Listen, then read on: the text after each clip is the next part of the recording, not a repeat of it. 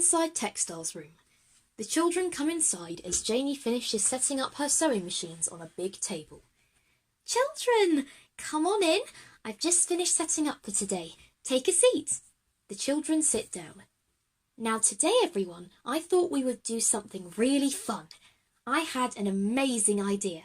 What if we all made clothing that resemble people in our lives and acted out stories of times gone by? The children are all very excited, except for Martha, who raises her hand. Miss, is it all right if I don't participate? I'm not really fond of my times gone by. Of course, Martha. I wouldn't want to force you to take part. Anyway, as for the rest of you, I want you to take a sewing machine and sit down. All the children sit in front of a sewing machine. They see no fabric. They are all very confused. Janie, isn't there supposed to be fabric for us to sew?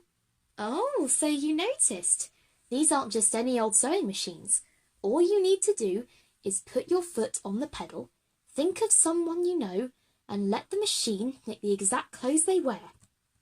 That's amazing! Now let's get started.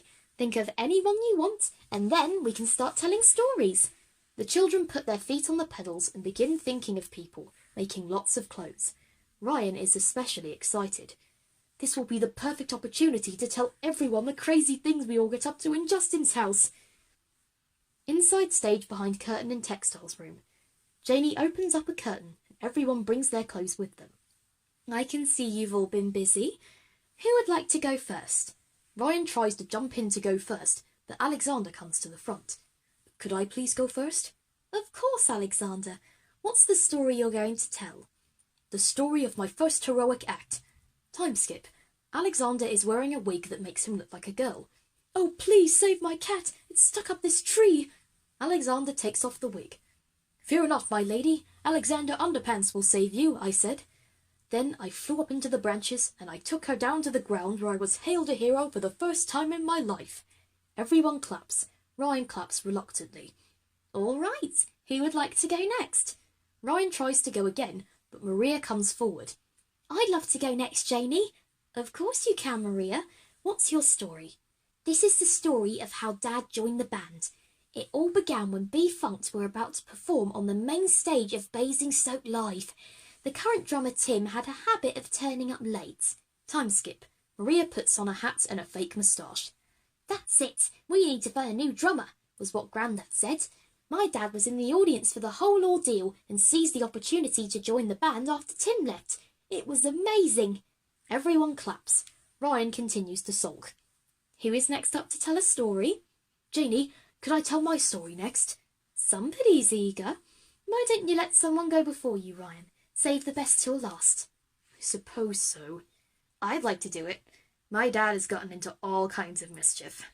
Now, what one can I tell? Time skip. Sapisha has her dad's clothes on. What do you think you're doing with my daughter? She is my pride and joy, and I'm not letting you hurt a hair on her head. Time skip. Christopher's dressed as Norman Price. I'm going to start another fire again. I don't care if the fire service gets into a pickle about it. Time skip. Ryan is almost falling asleep. Mary is dressed as her dad. Why am I putting myself through this for the sake of my audience? Time skip. Tempest is dressed as Metaton. Oh, yes, darlings, we are going to have a ball. Can these stories go any faster? Time skip. Bobby is finishing his story, ripping off a bright pink wig. And that is pretty much how Stephanie and I ended up bonding by accident. Everyone claps for a little while until Ryan stands up. Bravo, bravo, great story. Can I go now? Ryan? Can I please tell my story now, Janie? All right, Ryan. Ryan marches up to the front of the class, clothes in hand, and gives a big sigh. Where do I even begin? Oh yes, the day that Mya and Justin moved into Justin's house. My dad told me it was a quiet day until they both showed up. Robert knew that from the moment Mya came into the room, they would be very good friends, some may say even more than friends. Justin was being an absolute loudmouth, and little Monster was being her mischievous, cheeky self. Oh, I could tell the story of how my father got me into cleaning. Ryan, could you please just pick one little story? The lesson is nearly over. Well, it isn't my fault that I've waited the entire lesson for everyone else to finish.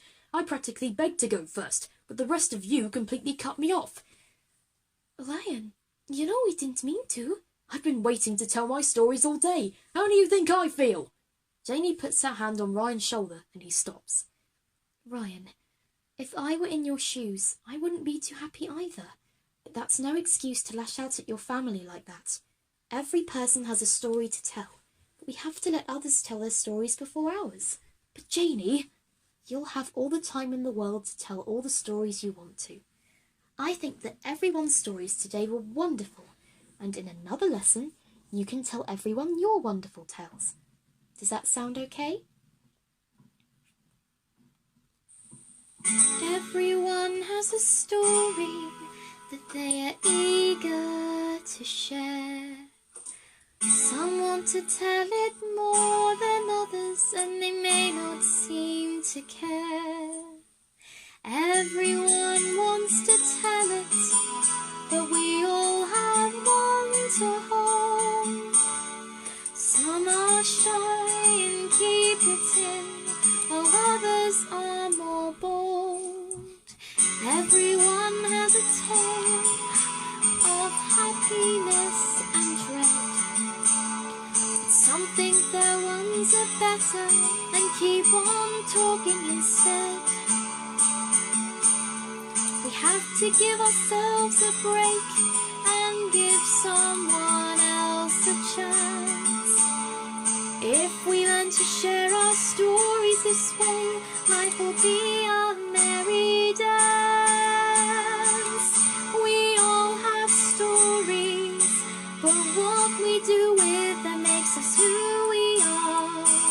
We all have stories, but once they're told, we still have to go far. Let's all take a breath, let's all dive in, let's fly or swim. We all have stories, you just have to know where to begin.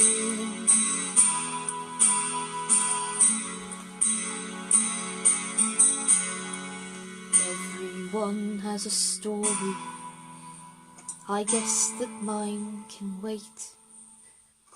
Others need a go, even though yours was quite great. Dashing or shy, low or high, we all need a chance to tell it. Every story's different, we just need to know the right way to tell it. We all have stories, but what we do makes us who we are. We all have stories, we still have to go quite far. Let's all take a breath, fly or swim. We just have to know where to begin.